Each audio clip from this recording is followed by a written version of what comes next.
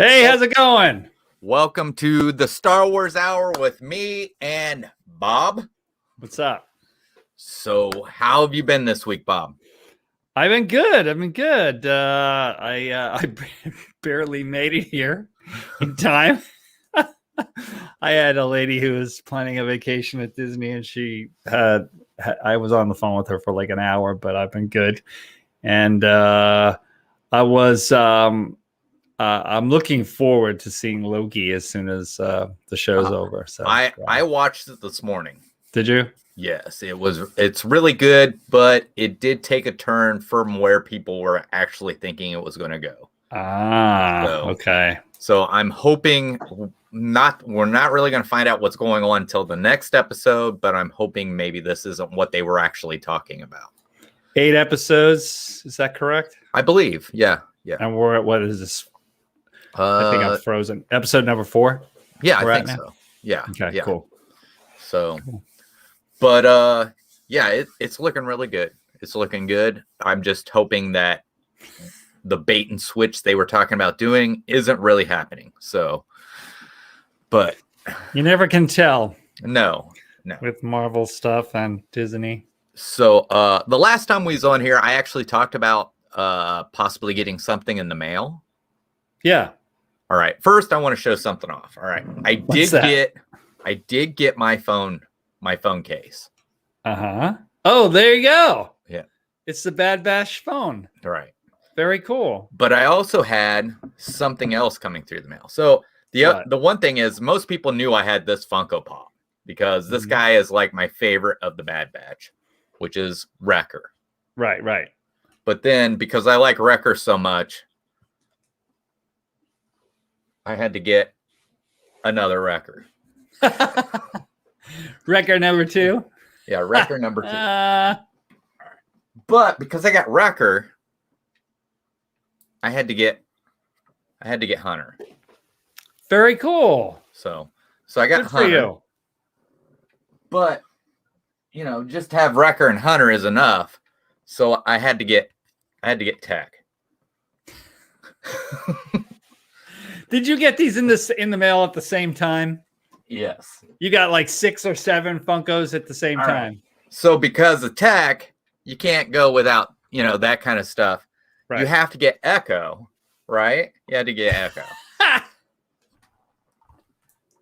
So clearly, all right, you would think that would be the full Bad Batch, but it's not, because the full Bad Batch is actually, you have to have Crosshair as well. Wait, there's more.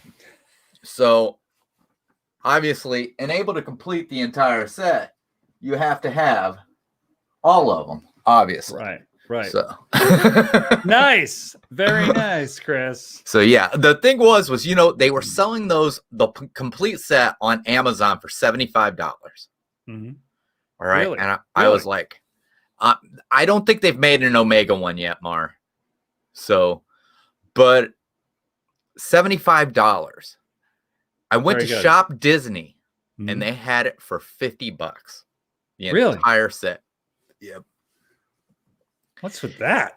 So I had a couple of Disney gift cards that I hadn't used up all the money. Mm-hmm. So I went ahead and used that and kind of lowered the price and ended up getting all of the Bad Batch. So cool.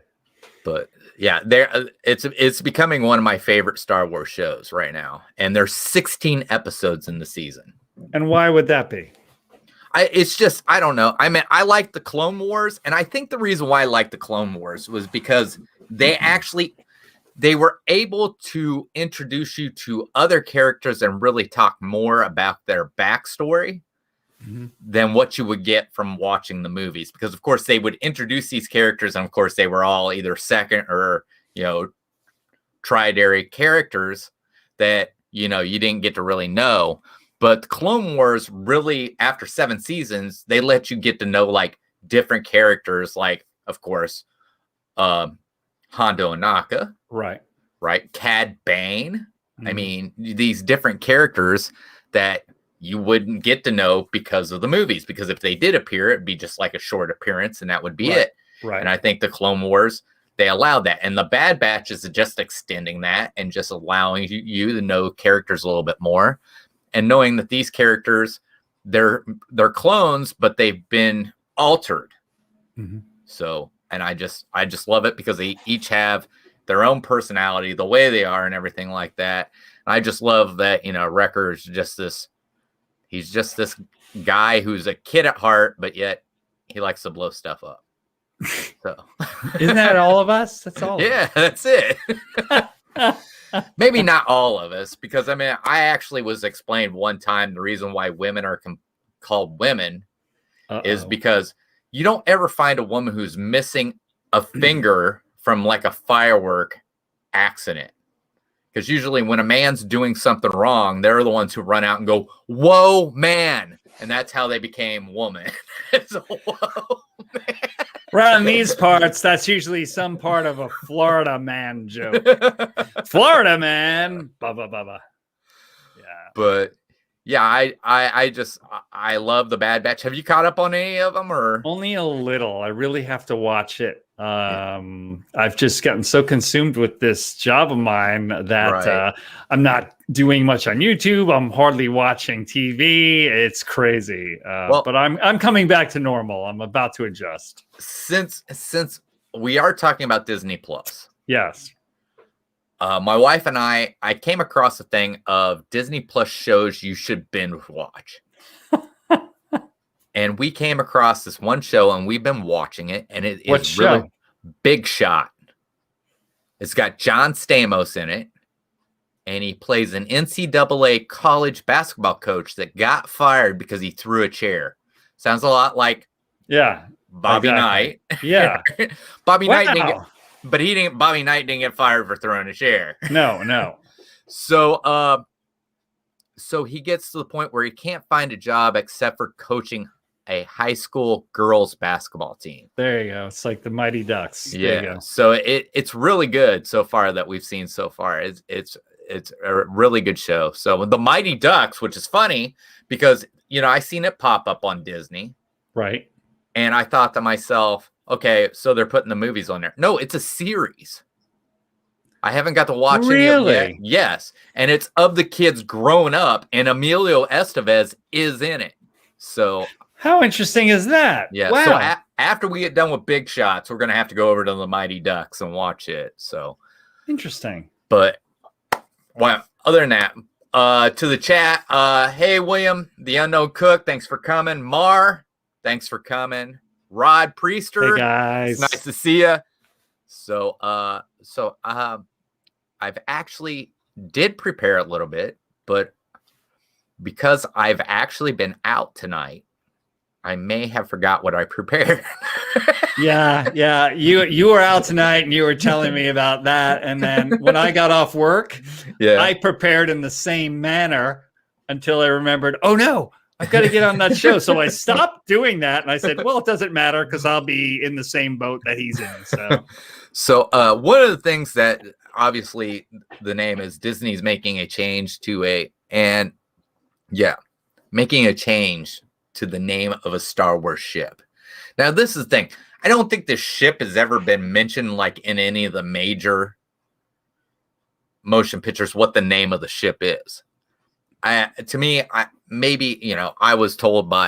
talking about it with my brothers and sisters, and they said maybe it's your age is your problem. Yeah. But Disney is wanting to change. That's your problem, Chris. Yeah. It's your age. Yeah, that's what I'm getting. So Disney is wanting to change the name of Slave One. Okay, I get it. But I mean, I just feel like anymore we're giving so much power to a word. I know. You know what I mean? So to me, I don't care. You can change it, Disney, all you want. It's going to be Slave One to me. That's it. Now, I don't know how this is going to affect the book of Boba Fett. I don't know, because Slave One was in The Mandalorian. Right. So I don't know if they're going to try and say because Boba's changed the way he is that now he's changing the name of the ship. Because I mean, the thing is he's honoring his father is the way they're talking. and his father's the one who named the ship Slave One. Just because the word slave is in there, it does not always mean that's one thing. And I was talking tonight with my brothers and my sister. I'm like, look, when you get a Humvee and the battery goes dead and you got to jump it off another Humvee, you can't just use jumper cables. We have what are called slave cables to jump at. Right. All right. It's just a word for a working thing. Even when I went over to Great Britain and we trained with them and we were operating their weapon system, they told us flat out, this is your slave hand, which means this hand is the hand that's doing most of the work. Right. So it's just nowadays, everything is just so touchy. It is. I know. I mean, I heard something about how, forever and a day, just because of how it's been phrased, there are male and female parts to things as well, how things fit together. Oh yeah. And there are people that want to change that. There, sports teams are having their things changed. A lot of companies, of course, because of sensitive issues, want to know how you would like to be addressed. Right. As a he, she, sort of a thing.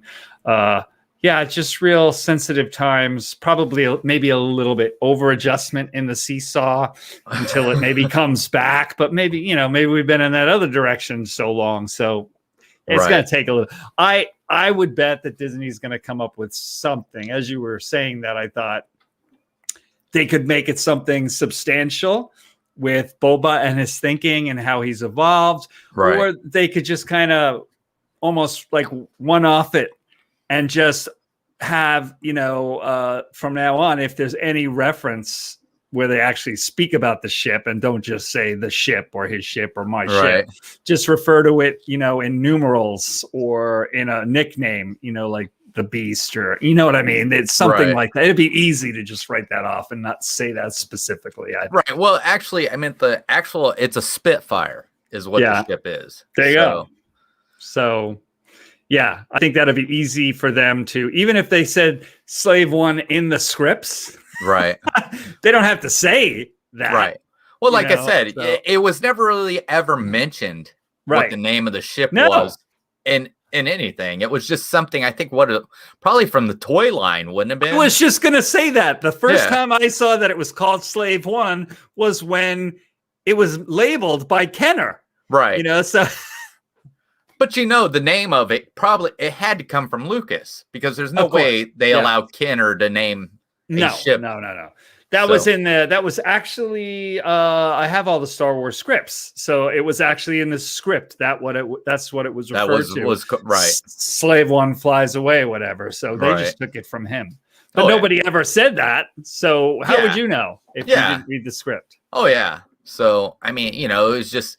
It's just one of those things, if you were a kid, you read it and it's like, oh, this ship's called Slave One. Right. So, right. And the thing, when you were a kid and it was called Slave One, you didn't automatically go, no. It was like, all right, the ship's named Slave One. That was it.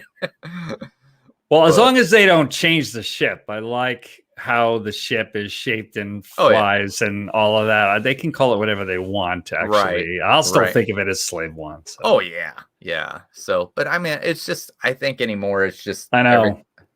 Everything is getting. You know how I feel about people directing the films before they actually make it out and how it's creative in a way towards the audience, but actually it doesn't let these directors actually create these fresh things that you can't react to. Even there are films that have come out that I had no idea what they would be, and they changed the world, like Star Wars. I don't want to be changing this guy's Picasso before I even see it. So I have some very definite views about that. Well, we're a little sensitive nowadays, I think. Right. So you just said something. So we're gonna kind of move on over. So I did not know. Yes. That we actually have ion engines. How long have we had ion engines? Do you know? Let's see. What is this? 20. I think They said there was a mention in one of the Alias episodes about these new ion engines, and I don't remember if they were really real or if it was just sci-fi. But that was what, 2003 or something like that? We've been using ion engines on satellites. Really? For how long? For a long time? I don't know, but what it is because of, they're solar powered. Yes. And the first time I ever heard of an ion engine is through Star Wars, because a TIE fighter is a twin ion engine. Yeah. And, I just thought that, obviously, I thought it was just a Star Wars thing. I never thought it was something that was real. It wasn't something, I'm sure, back in its initial concept that when he was writing a script in 1975. Oh, right. However, I'm sure, I'd be interested to know when it became a reality. But the reason why it's called an ion engine is because what they're doing to an atom. Right. It's like they're focusing all positive onto it, which causes it. From the way I understand, I don't, like I said, I wonder. Yeah, I got to look that up. Because, a lot of things came out, when they built those huge, when they were trying to split the atom, so they've got these huge facilities, these big rings. Right. To get up enough speed. Yeah. I wonder if it came from that. And that's been going on for like 20 years. That's interesting. You're talking about cyclotrons, or I don't remember. Gosh. They were smashing. They did like a sun. They did like a God particle or something, right? Yeah, you're talking about the Higgs boson particle. Yes. Yeah, what is that called? I can't think of what it is. The Stern. I'm recalling from Big Bang Theory. I don't. Yeah, I know. I was gonna say you're thinking. You're. Yeah, I know what you're talking Sheldon about. Now. The thing is if I hadn't had a few beers, I could probably tell you right off the bat. Oh my gosh. But yeah, I did not know that was something that we actually had. I just thought that was something that was in Star Wars. I just happened to be watching a video and that was in there. It was about these ion engines. Now, we don't use ion engines to send off our our rockets. No. But ion engines can be ran for a long time in space, like what they've been using with our satellites. That's why our satellites have been able to go so far out into space. And I was really interested in that. I was like, that is very curious. I got to look that up. Oh, yeah. Very interesting. Huh. No, didn't know that. Yeah. I think what it was, and it had to do with the Bad Batch, and it had to do with something that happened in one of them. And that's where they started talking about ion engines and everything like that. And they were talking about one of these ships and how many ion engines they had to be on them and what kind of power it took for them to fly through atmosphere and then out of atmosphere and into space. And then they were talking about satellites that actually ran on ion engines. And I was like, we have satellites and we have ion engines? I'm like, are you serious? I was like, I did not know they existed. I thought, once again, this was all sci-fi. Ion engines. Hold on a second. I got to look this up right now. Hold on. All right. So ion engine. Super Collider. Oh, was that it? Yeah, ion engines, NASA. No, ion engines, Star Wars. What I was talking about earlier. You're talking about the Stern Super Collider. Oh, yes. Yeah.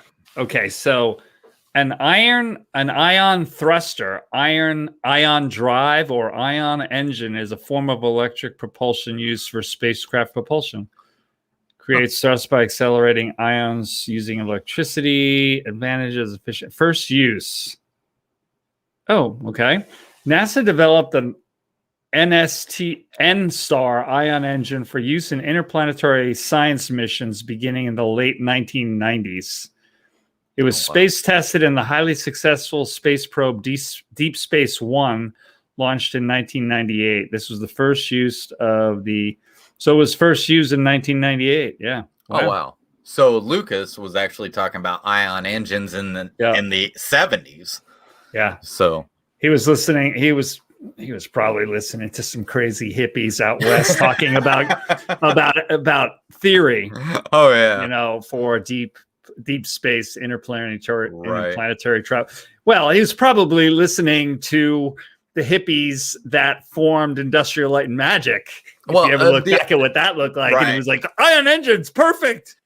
But I mean, you know, the whole thing is you know, the space, everything to do with space. I mean, in the military, we're always told usually the technology we're using is either 20 or 30 years old. It might be the same way with NASA, because it's all got to be tested and everything like that. Right. So, you know, that stuff may have been out in the 60s and they were testing it and everything like that. And of course, Lucas may have heard from, you know, something. I'm sure he researched a lot of that stuff, but I was just really surprised to find out that we actually had ion engines.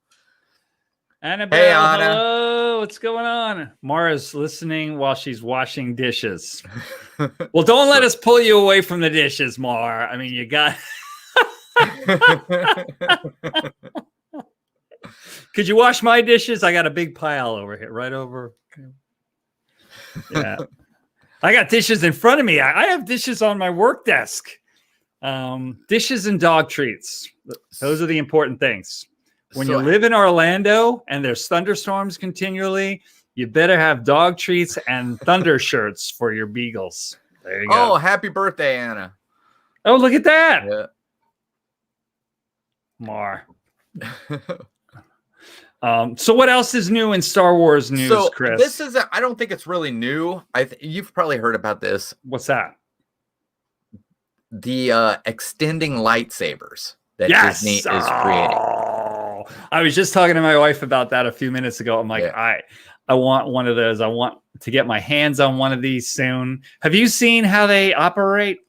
Like a tape measure? Is it like a tape measure? Is that how it's operated? Okay. Okay. So you have the hilts, just like the hilt of the lightsabers that you can get now when the blade's out of it. You have the hilt, and what it is it's it's basically, it has a few reels inside of it. Okay. 2 of the reels have flattened plastic blades in them. And when you turn this thing on, those two, there are 2 plastic blades that are facing each other. Okay. And they go out of the hilt, but they're actually curved blades. They're just flattened when they're in the spool. Oh, okay. So as it comes out, these 2 curved blades curve and curl around each other a little bit. And there's a cap on the top. And so it forms a tube as it's coming out. Right. And there's a string inside on another spool of LED lights that's attached to the cap. So as the whole thing comes out, the 2 flattened edges come out, fold around each other into a cylinder, and the lights are coming out, and they're lit up. And so as it's coming out, it's lighting as it's coming out.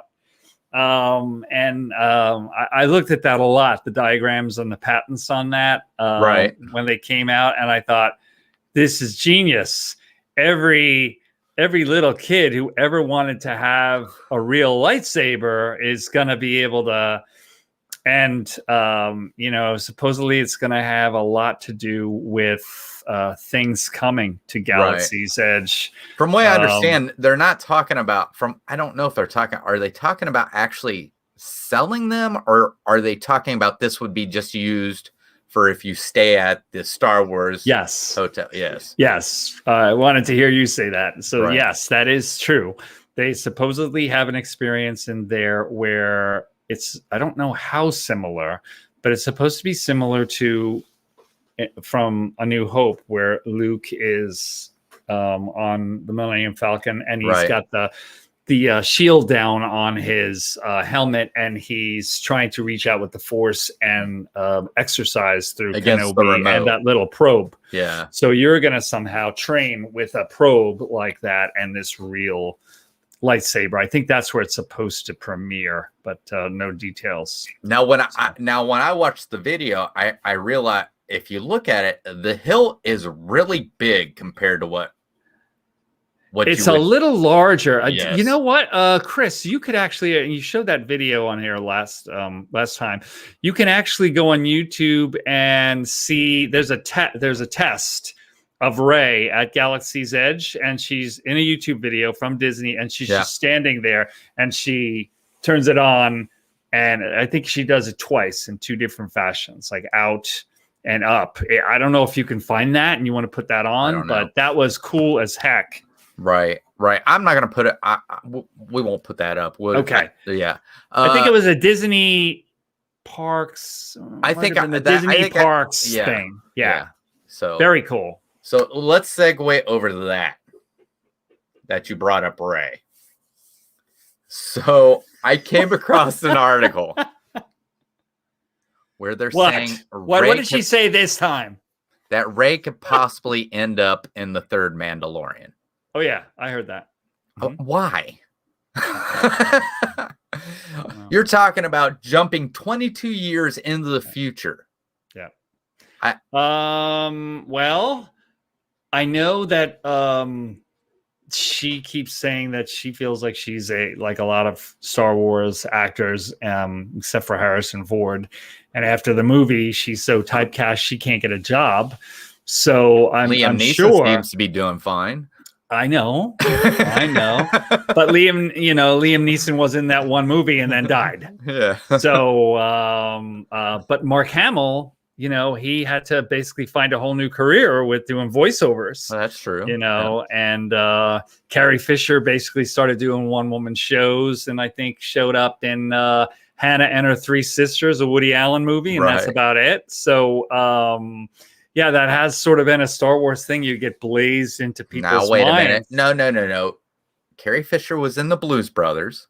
She was, which was that, 78? Yeah. So that was between the first two movies, right? All right. Carrie Fisher was in Jay and Silent Bob Strikes Back. She was. That was a long time later. That was in the 90s. Yes. Think about being in their shoes and living a life. We see him pop up here and there, but, Mark Hamill was in Corvette Summer. He was, which is that's right after that. That's when he had the accident that changed his face so profoundly. But yeah, I mean, I had this movie, and 25 years later, I had this movie. I've been busy, So, but Carrie Fisher did great in all of her on stage. You're the daughter of Eddie Fisher. I was going to say she wasn't hurting. She wasn't hurting for money or anything. No. But I'm sure Right. Anyway, and she was a novelist too. She wrote what was the name of that novel she wrote that Meryl Streep played her?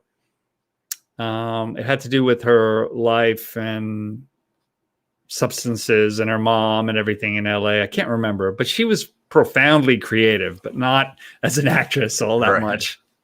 Hey, Krista Knoxville, where are you? Are you going to be here in August? August, right? She's coming. I'll see you then. Yes. I have a neck fan too. Yep. She was the daughter of Debbie Reynolds. Yes, we know that. Or she was the daughter of Dan Connor's crazy mother. Yes. She used to live, Carrie Fisher in Beverly Hills actually lived in the house next door to her mom, who was very much a Jewish mom, very hands-on. So if they weren't in each other's house, they were right next door, like you could walk 10 feet. So yeah.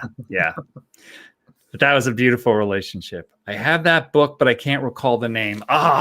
Who can remember the name of Carrie Fisher's book? I have no idea. She wrote about her mom. Anyway. Mommy Dearest? No. Oh, okay. God. Hangers. So Rey's coming back, and that's going to be way in the future. That should be interesting how they work her in. I don't think it'll happen. I just think this is just one of those rumors. It's another ruse. Yeah. So that's what I think it is. I they're talking about. So another thing I seen that is a little great. So we know we have Andor coming up. Yes. And they're talking Obi-Wan could possibly show up in Andor before the Obi-Wan series. That would be great. That would be awesome. Now, I guess it would be like, how would Cassian Andor come across Obi-Wan Kenobi? You know, that's the whole thing. And I mean, unless Cassian is like operating on Tatooine for some reason and comes across him, or you know, that could be any way. Yeah, well, of course. And I have a feeling that, you know, at first, you know, if he does come across him, he's not going to know he's a Jedi Knight. No, because of course Obi-Wan is trying to, you know, keep that on the down low. Because so I still don't know how he was never. The only thing I could think of is because he went to Tatooine and Anakin hated Tatooine so much. That's the reason why he was never found.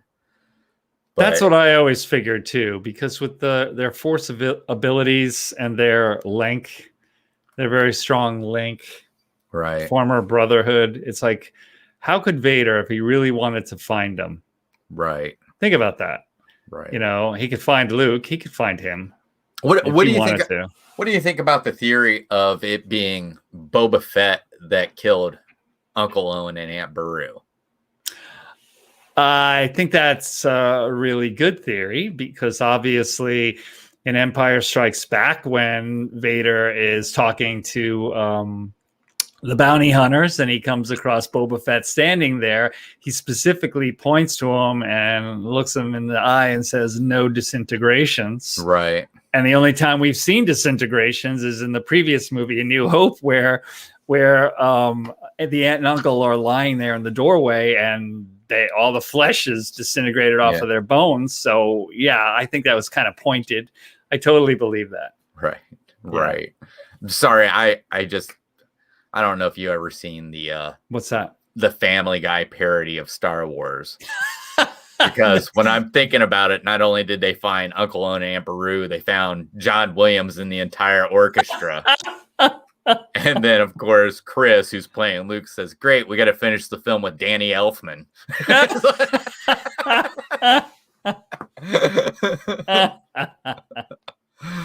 Oh my gosh, that's funny. I love that.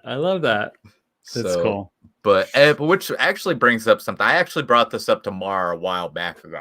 What's that? So Anakin worked a lot with clones during the Clone Wars. Obviously, Rex, Captain Rex, was not only just, you know, his captain, but probably was a good friend and everything like that.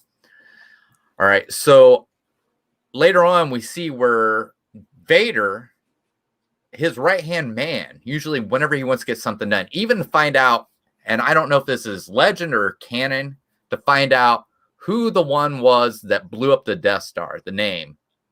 He used Boba Fett to find the name of Luke Skywalker. So this bounty hunter, Boba Fett, has become Darth Vader's right-hand guy. This is the guy he goes to when he wants stuff done. It's well known Boba Fett was a clone. Do you think Vader works with Boba Fett because it gives him that familiarity that he had when he worked with Captain Rex during the Clone Wars? I've thought about that, actually. And I thought, well, I can't really think into that too deep. I don't have enough information for that. I haven't seen anything in comics or anything, no thought bubbles or anything. So, I mean, I've wondered about that too. But I've thought to myself, for him, it's just path of least resistance, practicality, how to get things done. He would work with anybody that would help to get things done. Oh, yeah. Hey, Eric Lee.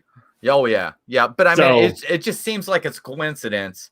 Yeah. That, you know, if Ahsoka wasn't there, you know, Rex was his guy. And now he's Vader. And of course, anybody who ever found out what his true identity was, he killed them. Right. I always think of that, what you just said, and I always think about the whole thing, you know, did he recognize 3PO? How did he feel about that? You know, because he was his pet project when he was a little kid. I understand you say that, but there was so many protocol droids that look like it. Hey, Chris, thanks for coming in. So, I mean, what's up, Chris? You know, the possibility is, I know, is that, you know, 3PO could have looked like any other protocol droid. So, but there, you know, there's a lot of stuff that seemed like it was kind of mixed up, like, Obi-Wan not recognizing R2, Well, that has always gotten me. I'm like, he's just flat out lying, obviously, but not really, because Lucas is going, oh yeah, I wrote all of this out and I have all this backstory. No, he had a concept of the backstory, and there are a few details that don't exactly match up from movie to movie. Like, my question to you on the last show was like, how can Vader be such a badass? Then he shows up in the movie immediately following this, the very first in A New Hope, and he's nowhere near the fighter that he was in the end of Rogue One. And then, of course, you showed me the remake, which should be great. Lucas put in a CGI, new thing of that. Yeah. But as it stands, I think that's a big gap too. They just figured, well, nobody will notice. Which got me a copyright claim on the last one. Oh, did you? Yes. Oh no! I was so glad to see that. That's why you didn't want to. That's why I was a little afraid to bring up the other one. Now I know why. You're like, I don't think so, Bob. I get it. Well, yeah. So those are two things that I always think about. Oh yeah. So I mean, I think there's a lot of stuff that contradicts that itself, and it's going to do that, especially when you create 3 movies and then you go back and create a prequel. You're probably going to have that happen. There's no way. It'd be impossible to cobble together all of those with different types of effects being available and technologies and details over 40 years. With different directors, producers, actors. But what I love about Dave Filoni, he takes the story and he'll do something that goes back to the sequels or the originals. And it's like, okay, that's where that came from. Like in the Clone Wars, it's like, oh, that's, it's always foreshadowing. And I think the thing that's so marvelous about Filoni I heard Kevin Smith talking about Filoni the other day, and he's like, how can you not love this guy, man? He knows Star Wars better than anyone, and it's the Bible to him, and he's not going to go against the verses of Star Wars canon. So whatever he's got planned, if it's ahead of this in the timeline, if it's behind, if it's a new character you've ever seen, it's got a couple of solid toes grip in that canon. And I think that's the best thing about Filoni, is that he does. So in a way, no matter what it is, when it is, it all kind of makes sense because it's hooked in. Oh yeah. So yeah, he does a great job at that. Good job, Dave. So how much do you know about Star Wars Legend?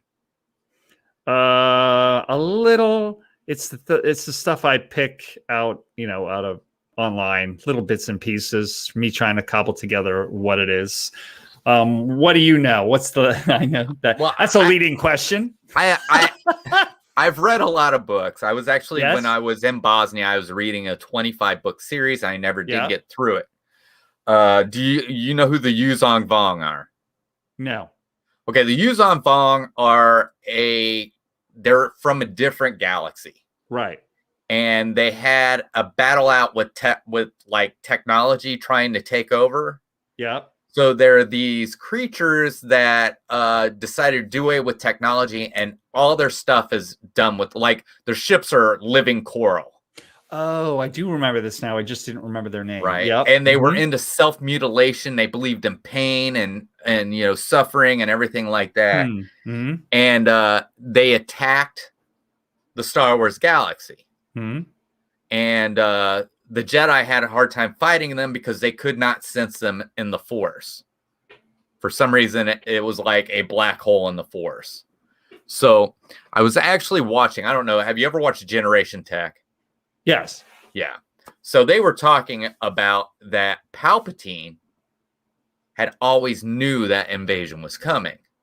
And that was the whole reason for the buildup of the Empire to have such an overwhelming, military that if the Vong, because they were already coming in and of course probing the galaxy and everything like that. That's interesting. Yeah. And they believe that So in the books, of course, the Empire's gone. There's an Imperial remnants where there's some of them that's still there, and it's led by Admiral Pelion. Mm-hmm. And basically, what they're and the Republic obviously couldn't get everybody to join, so they broke up in the factions, and they were stating that had the galaxy had been under one, united together like it was with the Empire, compared to what it went to this new Republic and it's broken up in factions, they would have been able to fight against the Yuuzhan Vong a lot better than what it was. And even though they were going into the Imperial remnants, the Imperials still did not want to really side with their former enemy to fight a new enemy. Right. So, but interesting. Oh yeah. So, and that's then very interesting. When it all happened, I mean, they made it to Coruscant and just tore Coruscant apart. This was one of the books I read in this series. I actually cried because one of the books Chewbacca dies. Uh-oh. And the thing was he's one of. How does he ever get to the Redwood Forest and start the legends? What are you talking about? I don't know. I'm sure that was one of those what if comics. Is what it was.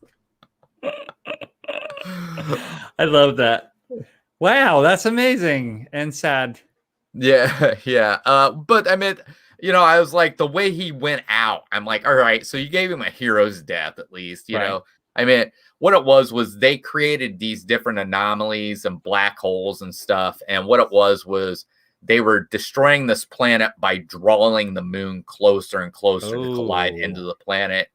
And Anakin Solo and Han were trying to get off, and Chewie wasn't in time, and Anakin was flying a Millennium Falcon while Han was waiting, and they couldn't wait anymore. And Anakin flew the Falcon off, and then for a while Han blamed Anakin Solo for the death of Chewbacca. So wow. And now everybody's confused because they're going, who's Anakin Solo? So in the books, Han and Leia have 3 kids. They have a set of twins, Jason and Jaina, but they have a younger son that they named Anakin. The family is more complicated than you knew. Yes. Oh no, obviously Disney did not. Well, they did try to make it look like they killed him off, Chewbacca, at one point, which I wonder if they were like, okay, let's see what happens if we make it look like we kill off Chewbacca. How Chewie bad is it going to get? That's what it was. Killing off Chewie would be that'd be as popular as Disney killing off the noodles at Ohana's restaurant, which caused a riot. There's no way. He's the big guy, literally the big guy, but he's the guy to meet at Galaxy's Edge. You can't. He's the one. Yeah. So the big walking carpet. He's the one to meet. Yeah. So you can't kill off Chewie. No. Even if he gets pissed at the porgs, you can't kill him off. Yeah. What was he? Solo, he was 190 years old.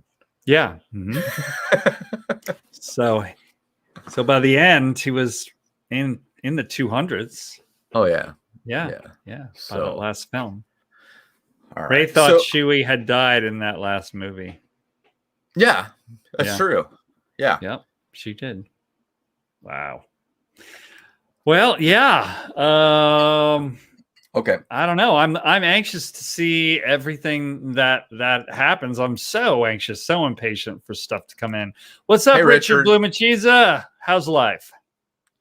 So something else that's kind of happened. So the whole thing that happened with Gina Carano. Yeah, we were talking about that. What's new? You have something new? Well, not on Gina Carano. Okay. Okay. All right. So obviously, the whole cancel culture came out against Gina Carano because of a tweet where she compared a certain political side to Jews during the Holocaust. Okay. All right. So now we got Sasha Banks, who was in The Mandalorian. Yes. Who just happened to like an Instagram post that had to do with anti-vaccination. And now they're wanting to cancel her. just because she likes something. All right. I do not. Oh, God, how is this? There's a lot of different ways to look at this. I don't like to go on the soapbox too much and sound like everybody's dad saying this kind of stuff, but I mean, I agree with you. I don't like cancel culture and everything either. No, I hate it. But you got to realize, back in the old days, back in the golden age of cinema, like the 30s and 40s, the stars weren't independent agents who could live wherever they wanted to and could do make deals from one movie to the next. You know, the big Errol Flynn and everybody, they were signed on contracts for years at a time, lived in houses near the studio, and they were at their beck and call to do promotion and everything else. And they could not just go out if they wanted to be movie stars. They could not just go out and just throw stuff out there. And I know that sounds like limiting free speech, but that's the way that it used to be. So now stars are free agents and they go from here to there and here to there. But of course, a lot of that stuff is still the same in terms of if you mouth off in the wrong way, you might have to face the consequences. And so I don't really know how I feel about that from one day to the next, because much of Hollywood history was you say and you walk and you wear what we want, or you go. And so this is where it's getting sticky for stars, because they feel like they're free agents in everything. And of course, in this day and age of sensitivity, as we were just saying, if they do get panned by filmmakers, producers, whatever, we all react, or a lot of other people react and say, well, how can you tell her she can't say this? So I go back and forth about that. Not sure how to feel, but it's too bad that whole entire shows in this day and age of social media can get canceled. I mean, well, James Gunn got taken off of Guardians of the Galaxy for something that he was on social media from like 10 years earlier that nobody even remembered, but somebody found it. You know, so it's like, this is a strange world that we're getting into with that now. I mean, the thing is because the way you thought 10 years ago compared to the way you think now, things can change. You can completely change. I mean, I don't know how to say this. At one point in my life, I was against gay marriage. I was. All right. I actually ended up meeting a girl that I worked with, and she happened to be gay. And I went to school with her dad, and she told me that her father disowned her when she told him he was gay. All right. So when she told me this, it went completely through my head. I could not do that to either one of my daughters. There is no way. I can't just take and throw away a child. All right. And then it hit me. Why, if one of my kids were to be gay, who am I to say that they shouldn't have the same happiness that I've had through my life? And I mean, that whole entire situation just changed the way I looked at everything. It really did. So, you could go back 20 years where I could say something, two men should never get married, or something like that. And then come to me now, and I'm like, I don't have a problem with it. It's also, if you're high profile, you're under a different, you know what I mean? Right. They always make sure examples are always made out of movie stars and stuff, even by the federal government. Right. It doesn't make any sense, because if you're these people are paid to entertain you. Right. They're not there to give you advice on how to vote, whether you should be vaccinated or not vaccinated. A lot of people actually take the advice of people who are just actors and not politicians with that. It's this is the problem we have. And I know how they sometimes they say we have a population problem and all kinds of stuff, and we got people who are listening to people who they shouldn't be listening. I know how to fix it, Bob. I know how to fix it. All right, let us know. How do you fix it? We remove the warning labels off of everything and it'll solve itself. That's why. Natural evolution. Oh my gosh. Yeah, I'm lagging. Sorry. the thing is, especially with what we just went through and how the world changed in the last year and a half, Right. it just became really obvious to me with people shouting at each other and everything online and cancel culture.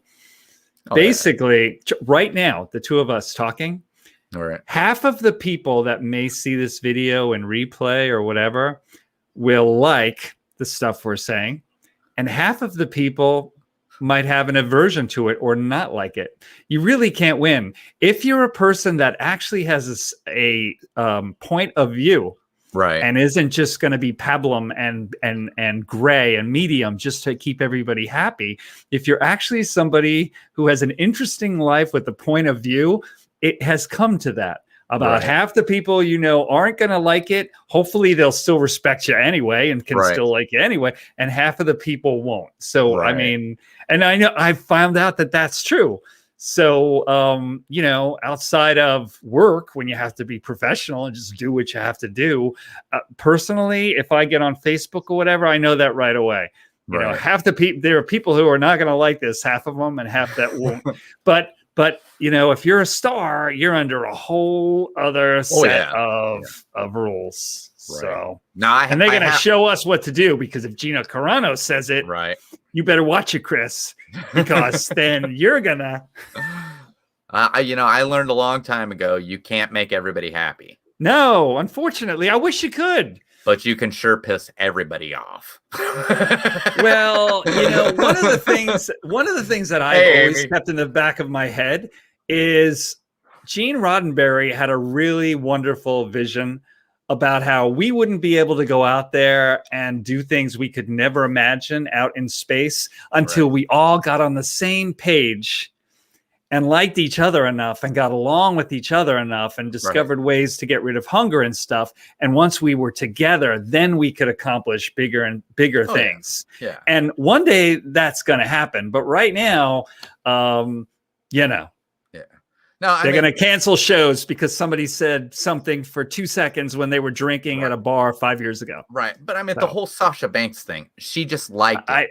It's just crazy. It's crazy. What I mean? You don't know if she's liking it because she agrees with it, or she's ironically liking it. You don't know what she's doing. You're just going off of, she clicked like, obviously, that's the thing.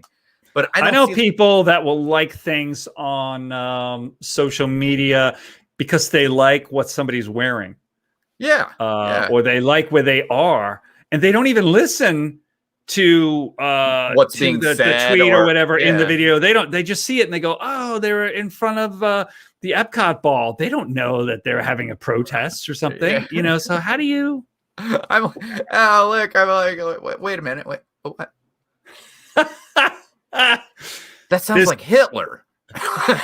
This has been Bob and Chris's political commentary with Star Wars as well. Now, I just, like I said, the thing is and I just think there's some people that are just out there that aren't even Star Wars fans, but because somebody sent them something and they don't even know what's going on, they just go in and attack it because they're not happy unless everybody else isn't happy.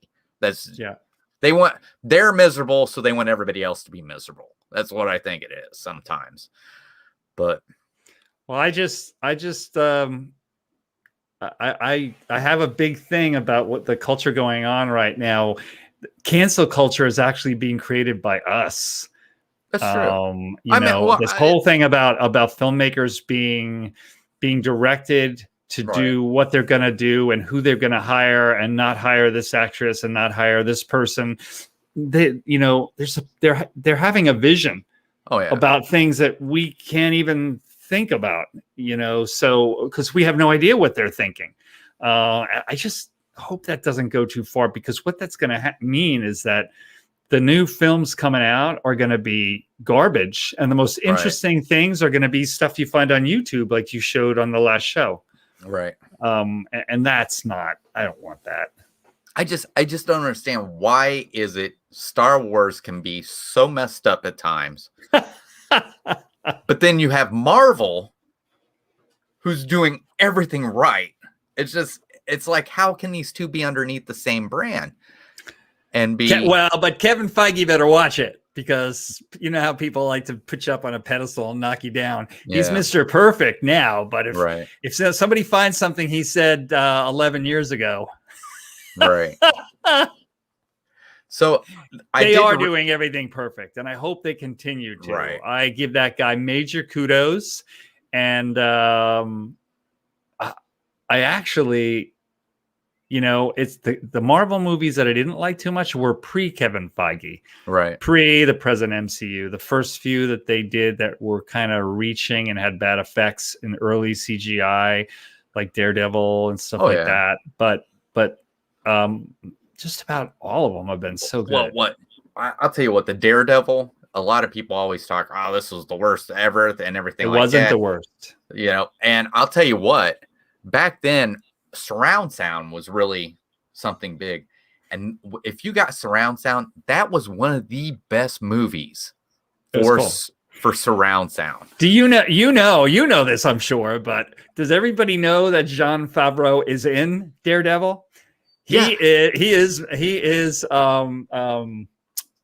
best friend of what's his name? Matt Murdock. Matt Murdock, right, in the movie. And he always tries to play tricks and switch to salt and pepper and stuff. And yeah. Was Favreau in one of the movies, one of the later movies? Wasn't he in a X-wing fighter in one of the last 3 films that came out? I think he did a real quick cameo. I don't know. One of the fighters. Yeah, I'd have to. There's a question. Figure that out for me. Yeah. I'm I know pretty Filoni sure. has.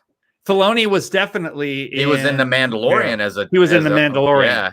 But I think in The Force Awakens or the other 2 films, Favreau got in there really quick. It was just, I think it was once, just like boom, there he is. Right. Interesting. I always like the Star Wars cameos. You know, John Wayne supposedly is in a cameo in A New Hope.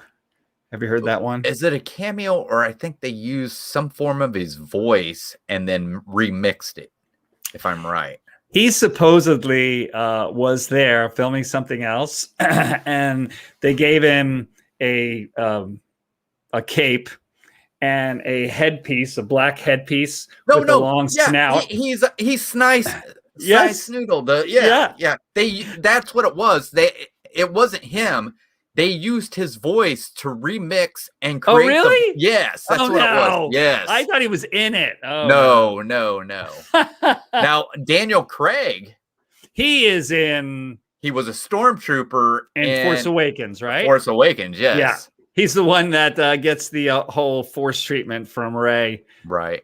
I will leave my weapon here, and he just drops it. Now, what's the name of the guy who did Shaun of the Dead? Oh, yeah. Who also played Scotty in the Star Trek movies? Yes. He is Uncle Plunker. Oh, really? Yes. That's him. Yeah. That's on Jakku. Yes. He's funny. Yes. He is funny.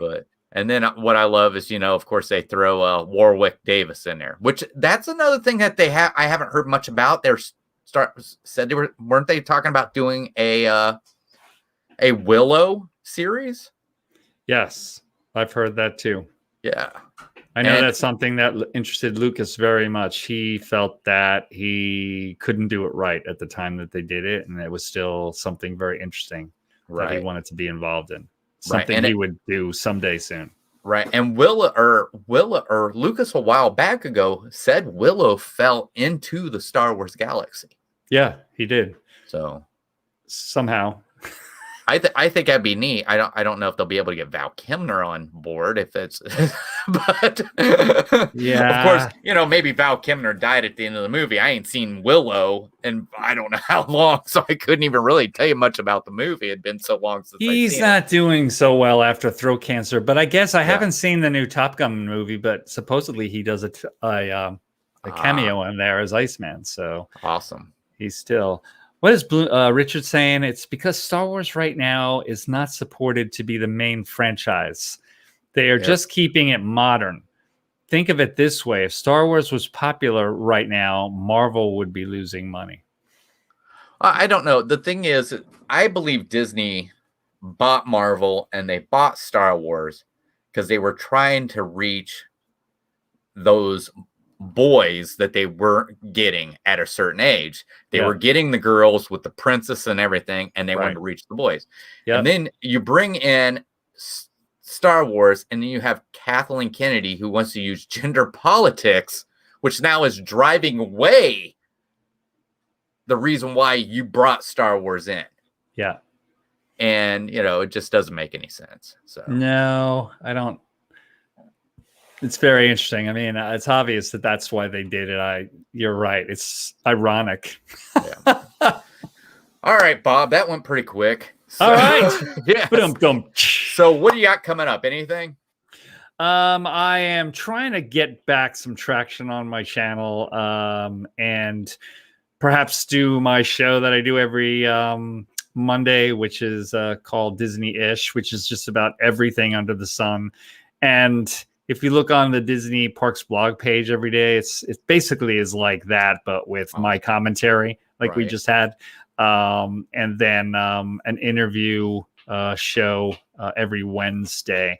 Who knows? Maybe I'll be interviewing Chris next Wednesday before this show. You never know. Yeah. But I don't know. But yeah, I'm trying to get back on top of that and get back in the parks.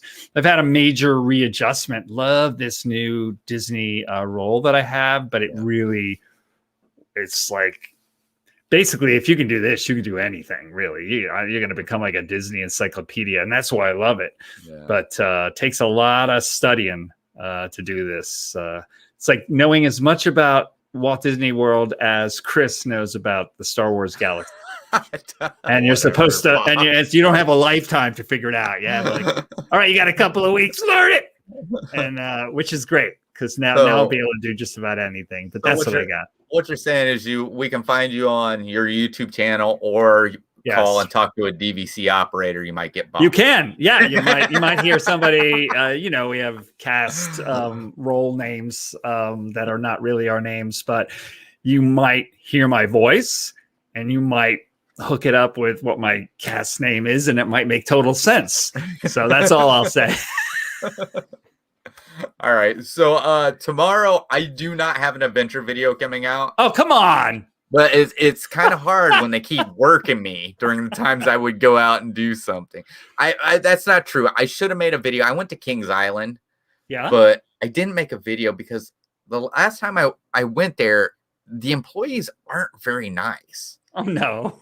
And I mean, when you go to a theme park and you feel like they're not being nice to you, it's like, I really don't want to make a video about this place. You're spoiled by Disney. Yeah, it's like, no, most places aren't like that. I don't know. But also, are you sure you just didn't want a vacation and you didn't want them bothering you about a gimbal or something like that?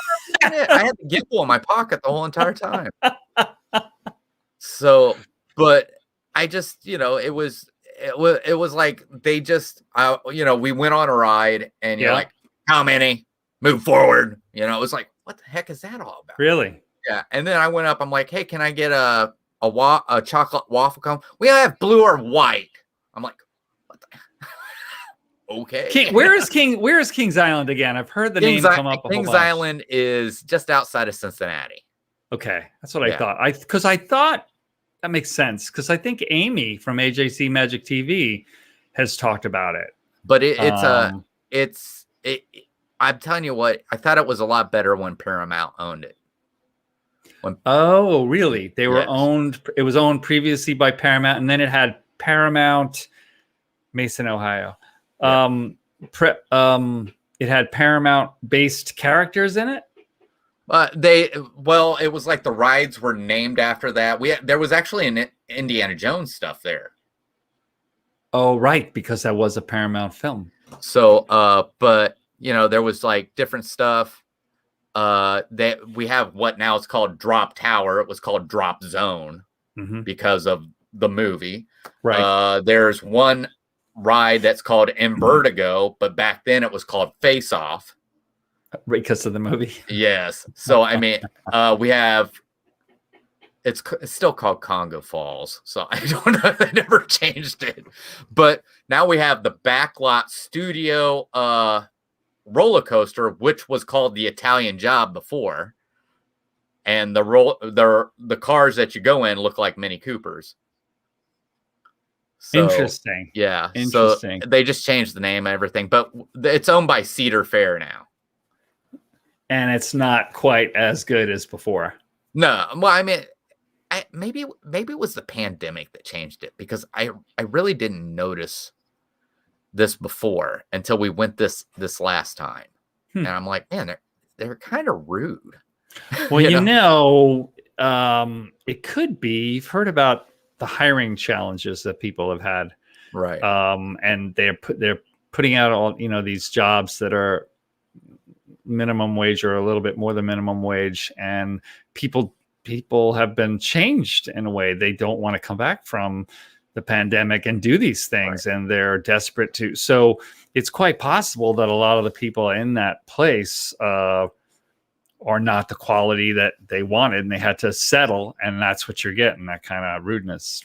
It also could be that they were in the news not too long ago for teenage kids breaking out into fights. Oh, great. And that now these different amusement parks or theme parks are having these chaperone rules. Oh. Where if you are a certain age, you have to have a chaperone with you. Yeah. So wow. It could be that as well. But yeah, I just, the thing, the one thing I don't like is they will not let you record on any ride except for the Eiffel Tower and the train. All right. I mean, but no, but the thing is Kings Island is home to probably one of the world's greatest wooden roller coasters, the Beast. Really? Yes. Is the Beast larger than Cyclone at Coney Island? Do you know? The Beast is, I think, almost 2.5 miles long. Wow. Oh, so that might be it. Might not be that it's it might be that it's a longer experience. Back in the 70s, when I think it was 79, it was the tallest, the fastest, and the longest wooden coaster ever created. That's it. Yeah. It's because the Cyclone is a lot older. So it lost the tallest and the fastest. So it's still the longest wooden roller coaster ever. What's the tallest and the fastest now? Do you know? I'm not for sure. So I bet it's one of these crazy ones that I see in Southeast Asia where it looks like the track goes straight up. I'm like, is that even possible? Yeah. Yes, Richard. Yes. There was a Goosebumps book wrote about the Beast saying it was haunted. Yes. Oh my gosh. Yes. Oh my gosh. Well, thank you so much for having me on. Hey, no problem, Bob. I will be doing more stuff on YouTube, but it's a mystery right now, but it'll be coming. Right. So, all right. Other than that, on Friday, I'll be doing Disney updates. Like I said, I can't tell you what it'll be because I don't shoot it until tomorrow and look up the news until the night before. So it's called impromptu, creative. See, yes. Well, it's, you want to give the freshest news that you can. So I like it. Yeah. So other than that, thank you all for coming in. Hi, guys. I appreciate you. If I missed anybody in chat, I'm sorry, but hello, and we'll see you next week on the Star Wars Hour. Good night. We'll see you later. Bye. I gotta hit the end. Broadcast. Hit the end.